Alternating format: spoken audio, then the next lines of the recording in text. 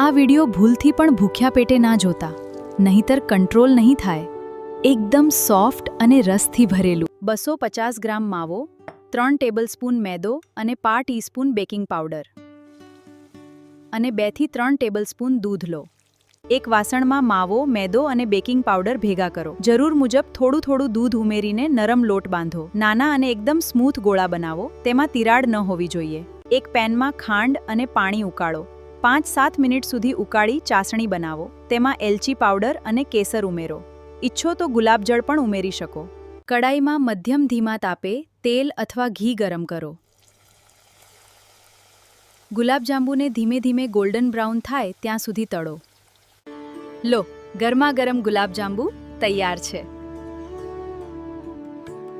ખાસ તમારા માટે સ્વાદ માણો. માટે ચેનલને સબસ્ક્રાઇબ કરવાનું ભૂલતા નહીં.